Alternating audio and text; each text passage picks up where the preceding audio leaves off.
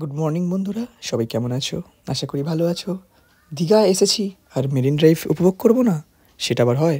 তো বেরিয়ে পড়লাম মেরিন ড্রাইভে। তো দীঘা থেকে আপ টু মন্দারমণি পর্যন্ত পুরোটাই সি বিচের ধার দিয়ে যাচ্ছে মেরিন ড্রাইভ।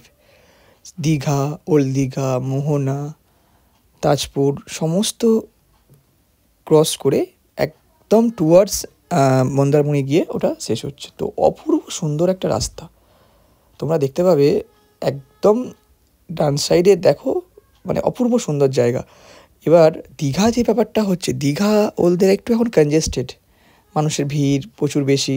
তো যদি কোনো মানুষ একটু রিল্যাক্স চায়, একটু অ্যালন ভাব চায়, তো তাকে অবশ্যই কিন্তু মেরিন ড্রাইভে আসতেই হবে।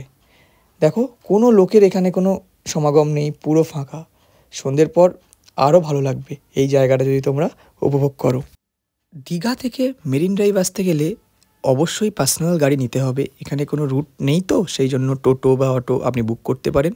আইদার আপনাকে ছোটো পার্সোনাল গাড়ি যদি নিয়ে আসেন, তো সেটাই আছে অ্যালাউ। অন্য কোনো গাড়ি এখানে অ্যালাউ নেই।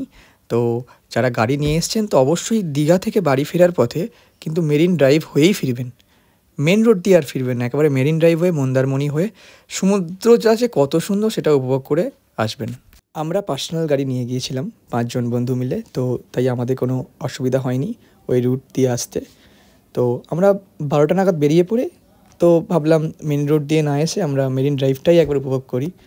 তো মোহনা হয়ে স্ট্রেট ওয়ে একদম পুরো মন্দারমণিতে গিয়ে এটা শেষ হচ্ছে।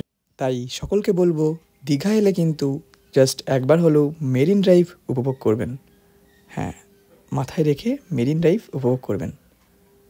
আমরা দেখতে দেখতে মন্দারমণি এসে গেছি।